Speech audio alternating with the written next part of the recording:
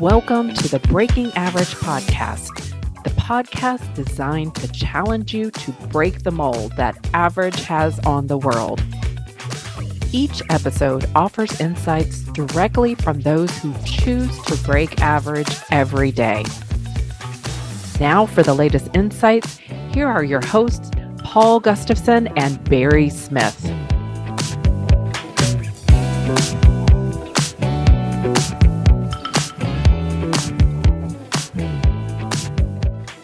Hey guys, welcome to the Breaking Average podcast. I'm Paul Gustavson. Joining me, Barry Smith. Barry, how you doing, brother?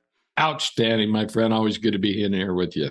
Yeah, we're having so much fun this season, and I'm so glad that you're part of this. And we've got connections to a lot of the other folks that you remember. Someone bring Rick Morris back for a conversation or two, Awesome. and we got to have Mike Harbor come back. So they're all friends. But so glad that you are co-hosting with me because we've done this before, my friend, right? The platform builders, and curiosity is our topic today, the power of curiosity. And you and I are really, again, the reason why I bring up the platform builders is because that's where the power of curiosity really found its play for you and me, right? Yeah, I want to share a little bit about some of those early experiences and the value. So what is the power of curiosity? What's the value of it? Well, I think to me, it's, as someone who's built their business around the coaching lane, and certainly you and I have had some incredible coaching mentors in our life, that curiosity is just, it's a way to expand a question, make a better question out of it, challenge your own thinking, get curious. I mean, just the whole idea of getting curious, because there's so much more out there. I love anytime anybody brings up the word potential. And none of us will ever even get close to the potential we have. Now, we can certainly strive for it, but I love how that's been the idea of curiosity has been positioned, at least in my life, by my mentors, just to say, what else? What else? Tell me more. Explain that. Help me understand. When you, especially as a coach or a mentor, when you get curious, when you take all the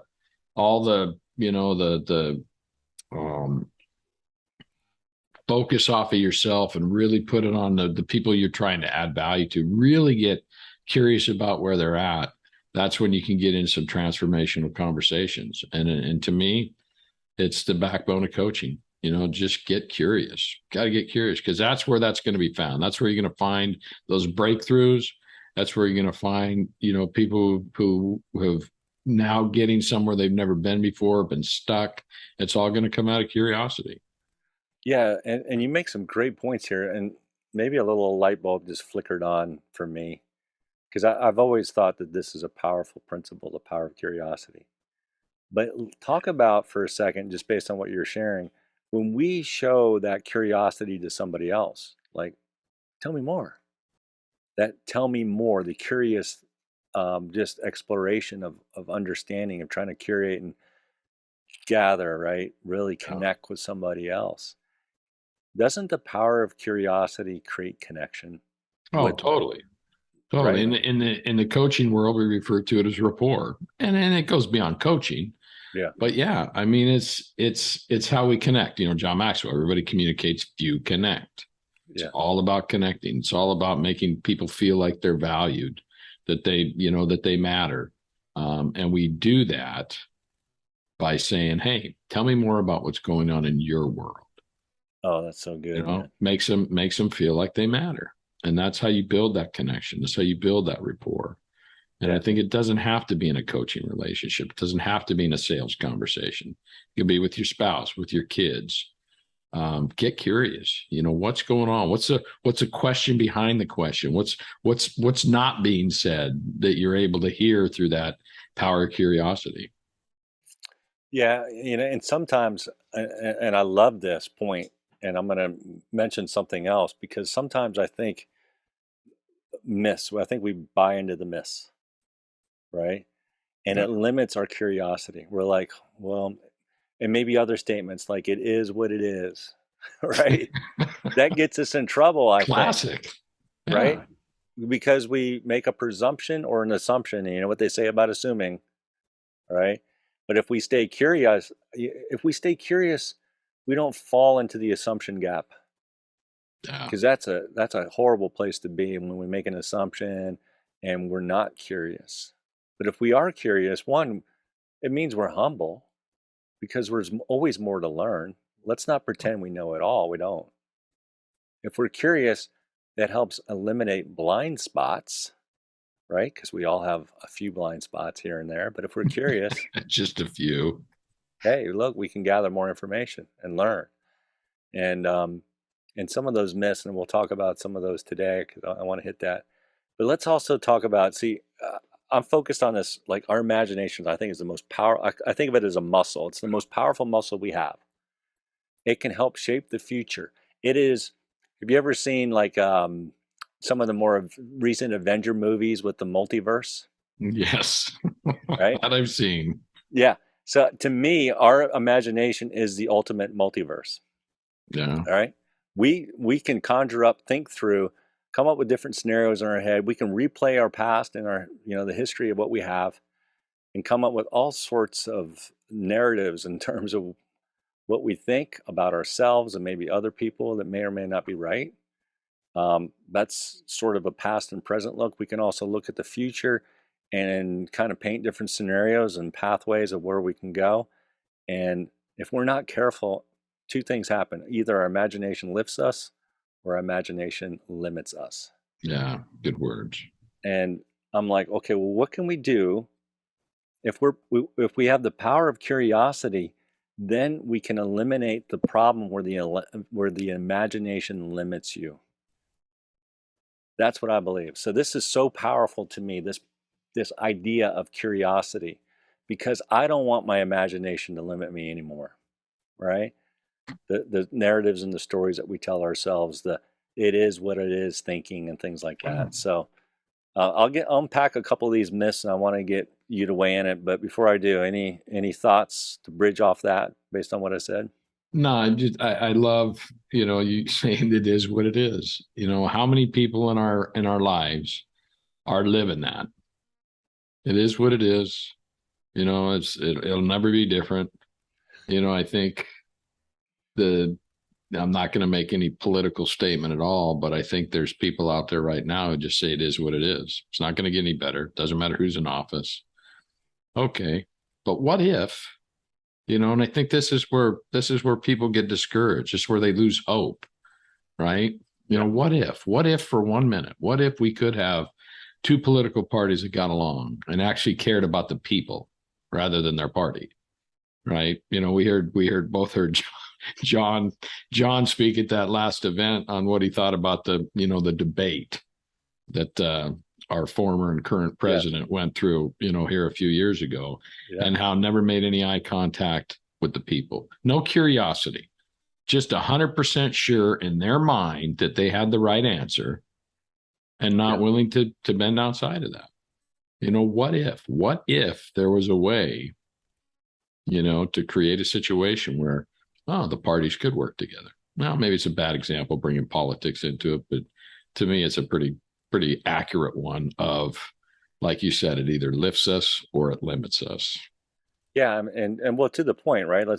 Since you brought it up, politics. None of us, you and I, don't get into politics, but we can learn. We talked about patterns last week, right? So, guys, recognize there's some patterns. There's some really bad patterns that are out there that are limiting us, that are keeping it. And if we look at those patterns that are limiting us, the one common denominator maybe, I'm just presuming, might be the fact that it doesn't have curiosity built into it. Like, ooh. Yeah. When you were a child, Barry, right? Any of us, you were curious, weren't you? Oh, yeah. The more we talk about this topic, I realize that curiosity has basically been the creator of all things, notwithstanding, the ultimate creator, but as far as the ideas here on earth and the pens we have, the paper, the ability to, even communicate like we are right now and create a recording that we'll be able to put out in the podcast world and post on social media. It's all because somebody got curious and said, I wonder how I could do that. When you and I went to grade school, there was none of this. Think about everything we do every day. You and I, about the same age. When we were in grade school, did we do any of what we do today? Did we talk on our cell phone? Did we, pull up a browser? No, did we plug in our Apple Watch at night? All of this came because somebody got curious. Everything comes out of curiosity. That's pretty powerful. It is. It is. To your point, like if you weren't curious as a kid, then you weren't growing, you weren't learning, you weren't taking action, curiosity is the trigger for action. Yeah. All right. If we're not curious, we're not going to take action. But what if you are curious? What if you could stay curious? So Walt Disney, great guy, right? If it wasn't for his curiosity, we wouldn't even know who he is. Yeah. There'd be no Disney World. There would be no Disney cruises. There would be no, any of that, right? He says curiosity keeps leading us down new paths. Yeah. That's pretty profound. I came across this book. It just blows me away. It's called For This 1 Hour. And maybe during the course of our season, I'll unpack some of it. But it's written by, you ever heard of a guy named William? I know you're familiar with this because I showed this to you in Colorado. But have you ever heard of a guy named William Ward? I don't know. Not familiar. Well, he's got some quotes that everybody thinks are Disney quotes. The one I just shared is definitely a Disney quote. But I want to share this thought with you. Because again, as children, as young kids, we're very curious. And he wrote something very powerful, and it was actually put on a poster, and folks thought it was Disney. It wasn't. The quote was, this is back in the 70s, 1979. If you can imagine it, you can achieve it. If you can dream it, you can become it. And I know we get lost in that, and sometimes we push against that, but really it's a message of curiosity. Because if you're curious, you're going to explore it, you're going to see if it's possible, you're going to find out if you're like Edison, you can invent the light bulb. Like Elon Musk, you can invent an electric car and really do mass production on that. Think about it, right? If you're John F. Kennedy, you're going to put a dream out there, put man on the moon. If you can imagine it, you can achieve it. If you can dream it, you can become it. So the book actually shows there was more to the quote. And the full quote is this: if you can imagine it, you can possess it. If you can dream it, you can become it. If you can envision it, you can attain it. And if you can picture it, you can achieve it. And I think that's a powerful statement, because you look at those who have had success and those that have pushed forward and achieved something. I just got done listening, Audible, your favorite resource, right? I know it's not. I just got done listening to Kenny Loggins' autobiography, his memoir called Still All Right. Wow. And you can see the progression of his musical journey. And I won't get into all the elements of, certainly he struggled just like everybody else. But I think where he excelled at was in the power of curiosity. His ability to stretch himself and create the music that we've all loved and enjoyed and continue on as an artist. He's like 74 years old and he's still performing. How? Power of curiosity. Yeah. So. No, I love that. The more we're talking about this, I just, thinking about the big thought leaders, the big success stories of our time now, Bezos and Elon Musk. Man, you want to talk about curiosity.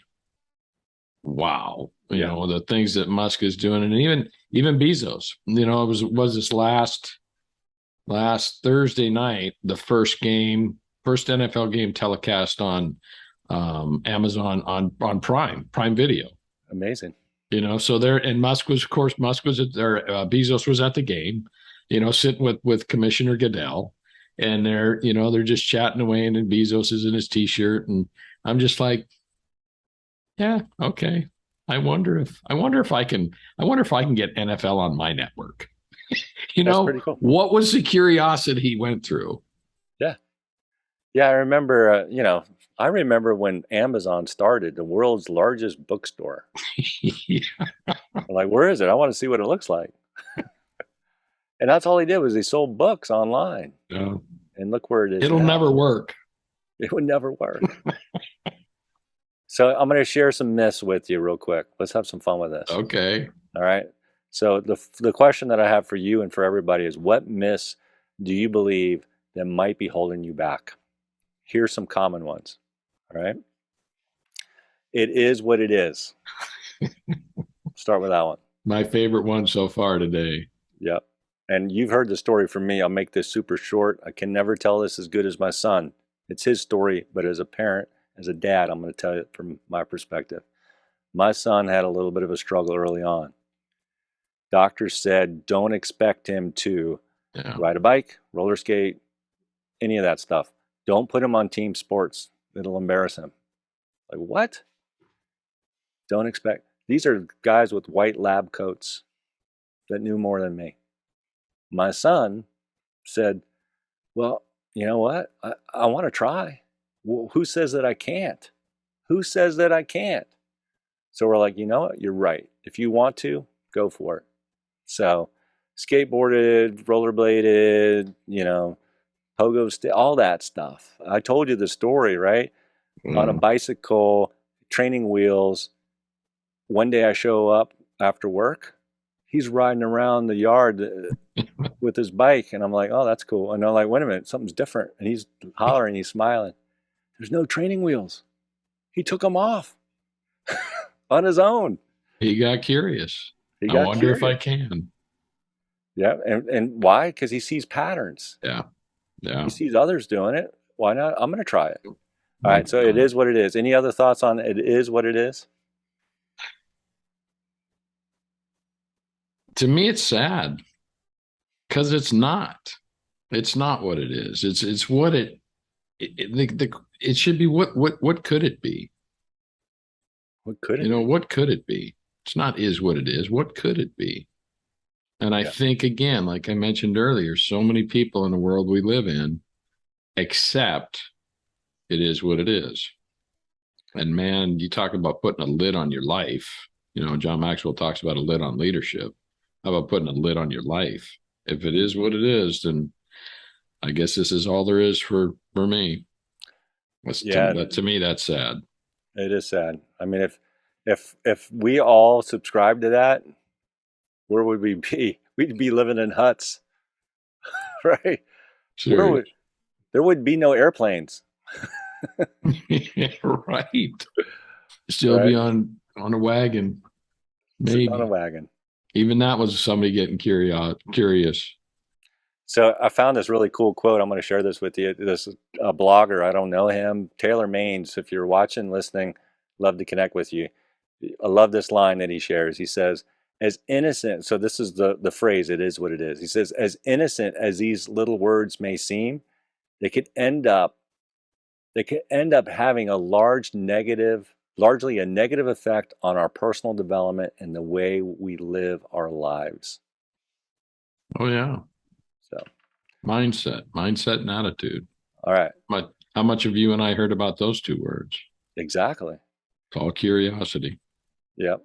All right. So it is what it is thinking, guys. Let's not fall trap to that. Let's not. Come on. All right. Myth number 2. Hope is not a strategy. We may have some fun on this one. You've heard that statement, right? Hope is not a strategy. Oh, yeah. Do you think that's true, or is that a myth? I think hope is a very powerful thing, but you got to put some action behind it. I got it. Hope is not a strategy. Well, is strategy in action? Is what? Is strategy itself an action? No. That's right. It's not. I don't think so. So I did some digging on this one, and I've heard some of the greats, and I still love them and follow them, but I've heard that statement. This is just my position. This is my perspective. I think it's a myth. I think all strategy is built on hope. Now, there's more that's needed. You need the action, and you hit that key word. So I'm not dismissing that at all. You can come up with the greatest strategy in the world, but if you don't act on that strategy, it means nothing, Yeah. right? But hope is the foundation of the best strategies. We hope for something. I shared a little bit about my son, my oldest son, and the struggles. Well, he had hope, and that was so powerful. Him having hope allowed him to achieve some things that other people said that he couldn't. Why? Because he had hope. Hope is the great fuel for us, man. And we I could like share that. 1,000 quotes on the power of hope, but I just think it's so critical to what we need to do that it's the baseline and foundation for all good strategy. I like how I totally agree. Still don't feel it's a strategy, but definitely love how you framed it up as fuel. It's definitely Love fuel. that. Love that. Hope is fuel. Yeah. Yeah. So yeah, what I captured, these are some thoughts that I captured early on. I said, the truth is that hope matters. Without it, we walk and lead aimlessly.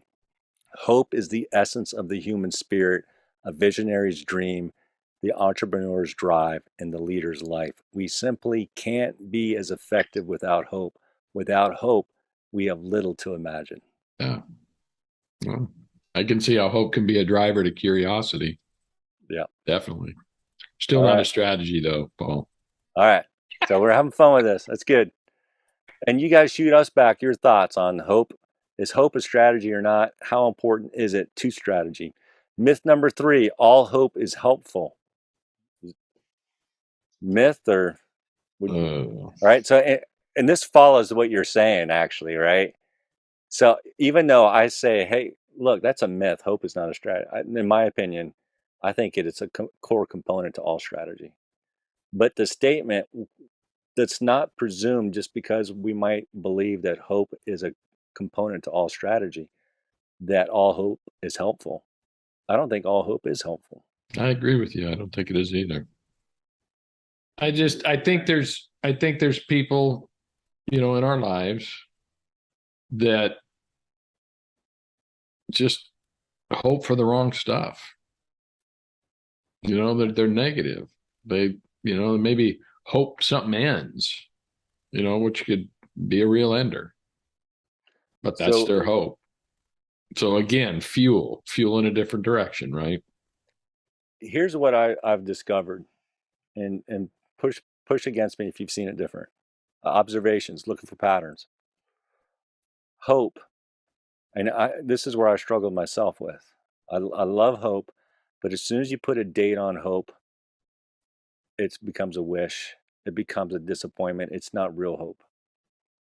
All right. And what I mean by that, I was reading Viktor Frankl's book, Man's Search for Meaning. You've read that book, right? Yeah. Pretty powerful. Yeah, it is. And he talks about the majority of prisoners had lived in the naive hope that they would be home by Christmas. But as the time drew near, there was no encouraging news. The prisoners lost courage, and disappointment overcame them. This had a dangerous influence on their powers of resistance, and a great number of them died. And I remember when I read that, I did a double, like, what? What's he saying? What? It was a wait what moment for me. Like, really? Because I just got done reading Nick Vujicic's book, which is really powerful on hope. I really loved it. And then to read this, I'm like, wait a minute, he's for hope, but he just talked about an element where hope didn't work. And he says, well, it's naive hope. Naive hope, when we put date on hope and that date doesn't happen, then we're going to get discouraged. And for me, going through the struggles that my son had, I remember thinking, well, by such and such date, I think he's going to be all right. All right, I think it's going to be good. And I actually fell kind of in a situational depression, to be honest with you, because those dates weren't met. And I realize now it's not about putting a date and ascribing a date to some of these things. We can have a hope that we want and we desire and that we wish for, that we can imagine and we can step forward and try to make that happen. But if we put a date on that, you can't put an expiration date on hope. You Yeah, just can't. I agree. And if the minute you put a date on something, go back to your first myth, the minute you put a date on something, then you need a strategy there. Yeah. It was like hope. There isn't hope. Okay, you don't have a date. I mean, like you said, the outcome's going to be most likely disappointment. Yeah. So new strategy. And Hope's we'll unpack. Hope's not a strategy. Let's have fun with that. Maybe in a future podcast, let's pull on this idea of what is good hope and what is naive hope. Okay. Because I think this could be a powerful discussion, and we're just kind of setting the stage here for some future discussions. All right, you ready for the next one? Oh yeah. All right, myth number 4: my story doesn't matter. Oh yeah, that's no wrong answer. That's the easiest one so far for me to answer. Everybody's story matters, and I truly believe my experience and the experience of people I've worked with, your story, everything you've been through in life, good and bad, is equipping you to help somebody down the road who's in a similar space. Everybody's story matters. I don't care what it is. You could think you're the most simple person, or you overcame the most incredible challenge of anybody on the planet. Those stories are all equal. Because I'll tell you, Paul, there's people who are, you talk about comparing. I feel like there's most people, I think, probably have a more challenging life than I do. I mean, listen, if we're listening to podcasts right now, we're recording and other people are going to listen to it. Even if you're listening to this podcast, you're probably 1% most fortunate, people on this planet. There's a lot of people out there who just don't. And so where does your story not able to make a difference for someone? There's always somebody who's going to be a few steps behind you. I don't care where you're at. You can always be an encourager. And how do we encourage? How do we support? Through our personal story. It's how we connect with people. Yeah. So yeah, absolutely. Everybody's story matters. Now, what you make out of your story is a different story. Yeah. I just want to take this myth down, right? Yeah. This is where our imagination, what we talked about at the beginning, our imagination either lifts us or limits us. Yeah. If we fall prey to this, like, well, my story doesn't matter. I mean, I've heard it multiple times at different levels, people of influence and affluence who have really done something and they still think. And remember early on with the John Maxwell team, there was the dentist. I'm trying to remember his name. Bill the dentist. Oh, yeah. And he calls in and talks to John Maxwell. He says, well, my story doesn't matter. I'm just a dentist. And John stopped him dead in his tracks and goes, wait a minute, what? You're not just a dentist. And it's so powerful. There's this, I don't think he's alive anymore, but this guy named Sean Stevenson, he became friends with Tony Robbins. And he shares a couple quotes, wrote a couple books. This guy had like brittle bone disease, I mean, that's pretty bad. He's only 3 feet tall. And he says, if you have a heartbeat, there's still time for your dreams. That was his mindset. If you have a heartbeat, there's still time for your dreams. And then he says in his book, it's a book called Get Off Your Butt.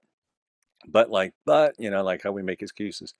Right. Get Off Your Butt, How to End Self-Sabotage and Stand Up for Yourself. It became a bestseller. And he says, I've learned that when people hide behind their limitations, they can't see anything else.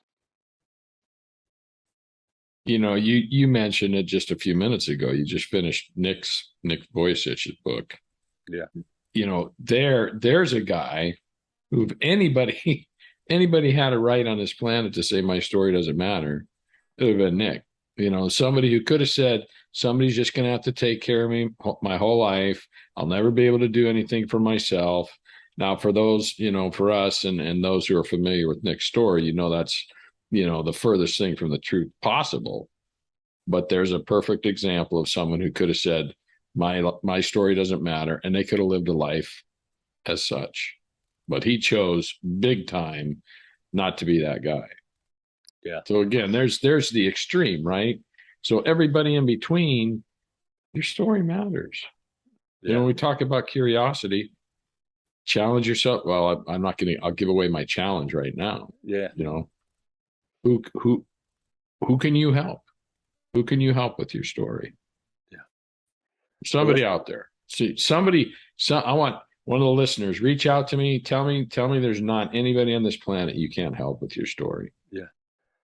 What's the question that you and we heard Chris Godey share a couple weeks ago? Yeah. Who are you speaking into? Yes. Whose life?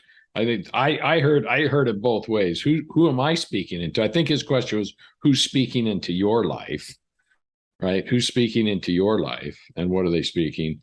What my takeaway from that was, okay, I need to step my game up.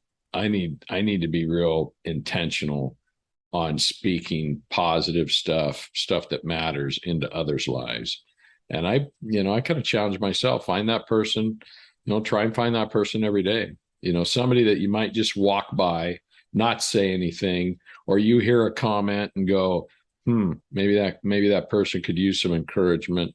Or somebody says, hey, we do the hey, and then we just keep going. Oh, how are you doing? So yeah, I love that quote from Chris. That was powerful. Yeah, and this is how I wrote it. And I talked to him the next day, and he was like, "Thank you," because you and I and others we kicked this one around. The question that I wrote down from him was, "What beliefs are you speaking into others?" Yeah. And there were some great quotes. You and I shared some of those before we turned on the record today. That was the one quote for me that it was powerful. Rocked my world. Right. And here we are, Barry and I, talking to you guys, if you're watching or listening, and we're hopeful, we want to speak belief into you, right? Because we know what you're capable of. We don't know what your skill set is. We don't know what your strengths are, but we know that you're made for something more. Yeah. We told you guys 3 weeks ago on our podcast, hey, be something more. So think about it. Don't fall prey to this myth. Your story doesn't matter. Your story absolutely matters. Every story matters. And it's so important for us to recognize that. And it's an opportunity for us to be able to identify, maybe for somebody else who doesn't see themselves in the way that you do, right? We talked about Tracy Morrow, put a 10 on everybody's head. Yeah. See that. Speak, what are you speaking into others? I think that's powerful. All right, so we're kind of getting into our tip and challenge. I want to just call you guys out. Please come visit us. Barry said, hey, reach out to him, reach out to me. We're out there on different social media platforms. You can go find us, find more information about each of us at breakingaverage.com, the website. We would love to hear from you. We want you to share this. If this podcast has been helpful for you and you just want others to hear about it, just be a subscriber. Subscribe to our podcast. We're on all the different platforms. We're on YouTube as well. We're on the Empowered Living Show. Love to connect with you guys there on the Empowered Living Show. But we'd love to hear from you guys. All right, so let's get back to tip and challenge and then land this plane. All right, so go back, revisit that tip and challenge that you started with. Well, I think I made that statement, and I'm thinking into this. I think the tip, what came to mind, I love this.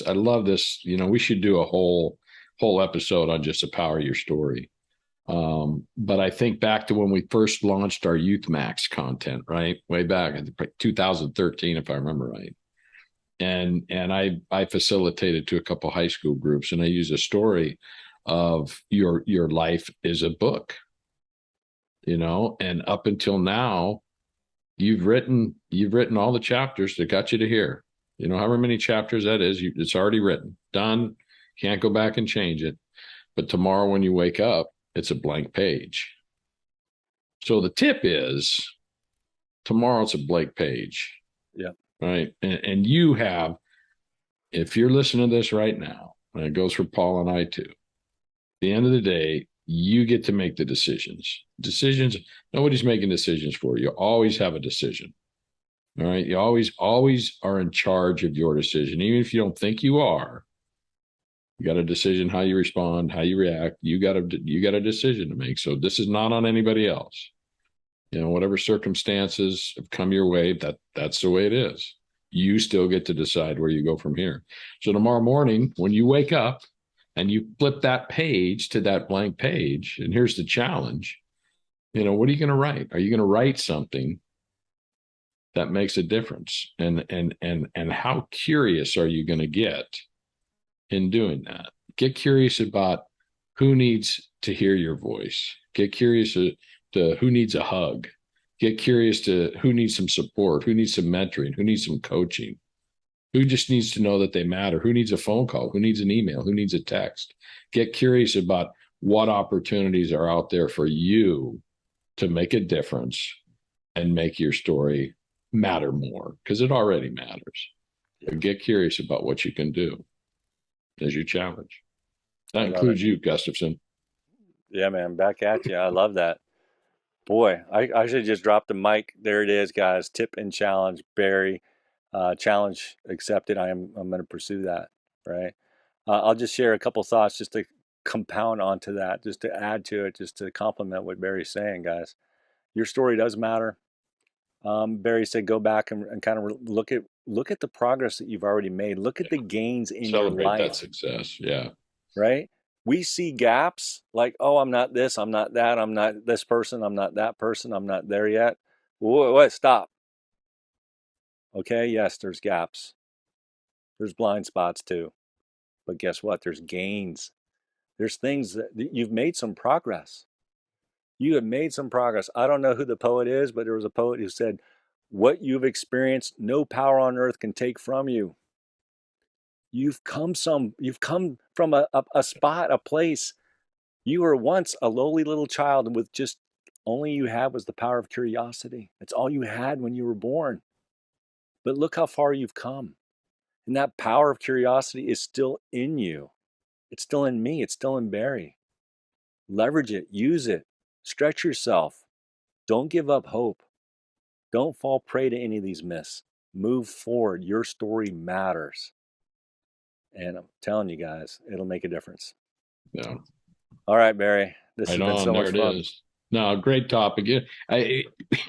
One thing I love about doing this with you, man, is yes, I mean, full transparency. We kind of have a bullet point of what we want to do with this, but it always goes somewhere else, and I think that's the power of being curious about what you're going to say, what I'm thinking, all those things that go into collaborating, again, getting yourself in an environment where, I think that it was that today, or maybe it was our last episode when I was talking about get in that environment where you're going to be curious. Somebody's going to challenge you. Yeah. There's always more out there, but you can't do it on your own. You can't, so get yourself somewhere where you can have somebody that's going, hey man, you sure about that? You think there might be a different way, a better way, something more?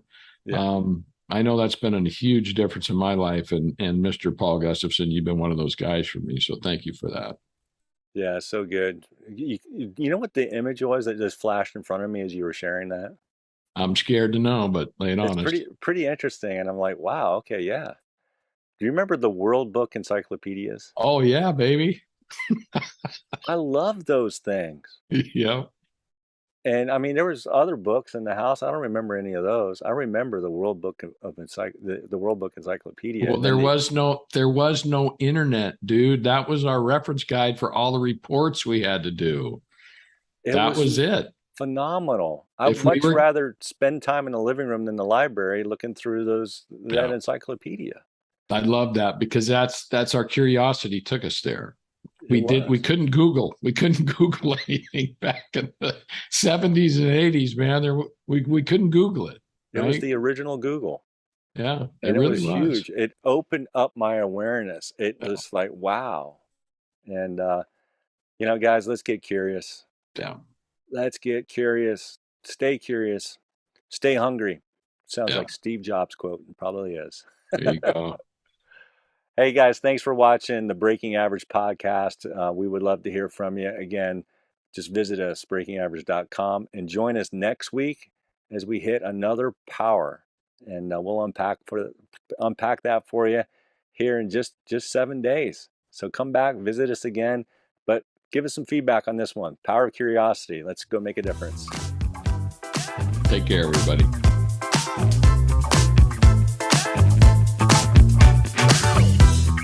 Thank you for listening to the Breaking Average podcast. If you loved what you heard, please take a moment to subscribe.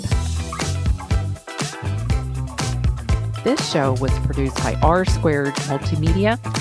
All opinions and comments expressed in this podcast are those of the participants and do not reflect the opinions or views of any of the advertisers, producers, or platforms. As you continue your day, what is one action that you can apply from this podcast to your life? Tune in for our next episode as we continue to challenge everyone to break average.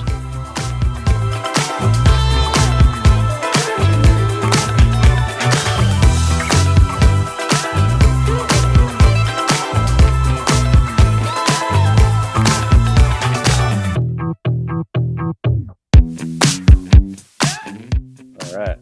That was good. How'd you like that one? World Book Encyclopedia. Do you remember that? What do you mean? Do I remember it, dude?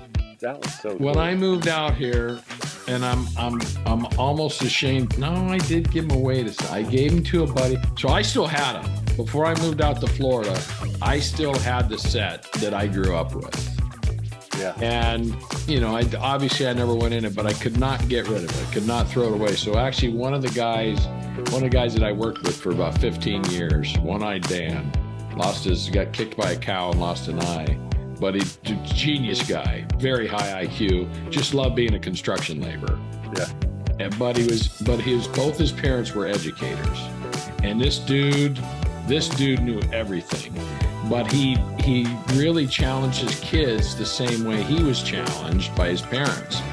And so it just kind of popped into my awareness one day. I said, Danny, you want my World Book Encyclopedia? He's like, what? Are you serious? And his kids are like teenagers. And I'm like, yeah, man. So I had like 3 Baker's boxes, because I had all the years. Yeah. I mean, this set was probably bought in the late 60s too, right? Oh, yeah. Yeah. Yeah, my parents probably bought it in late 60s, early 70s. The green one. Yep, with the gold, with the golden bottom. Yes. That's what I had. Yes, dude, absolutely. They were the best. And I spent hours in those things. I remember I get it, being a high I, even as a kid, not having any idea what that, it all makes sense now, because I'd open up something to put together a report for school, and I'd end up going through the whole volume. It's like the pictures, geography, the history, all that stuff. So yeah, man, I totally remember that. The good old days. Think of the past. What's interesting is, every once in a while I see some, these things aren't around anymore, or this profession's gone. They should have door-to-door, encyclopedia guys. Remember Encyclopedia Britannica, World Book? And I think there was another one, wasn't there? There was a third one. I can't remember. But man, that's just, now just Google it. World Book was the number one. Oh yeah, man. First plug. That was great. With the forest green and the gold on the ivory colored binding. Yeah. Now we have Wikipedia. It's not the same. Not the same at all. Yeah. Can you imagine? Think about this though. What if? How big would your encyclopedia set be today if it had to capture all the information available to us? I know. You need a whole library, man. But it was enough for us. Even though there was more to learn, we got enough of the sense and it opened up our awareness. Yeah. And it started with that power of curiosity. So funny you brought that up, man. Yeah. It cracks me up. Cool deal. Hey, this is fun, man. Let's figure out the next one. All right.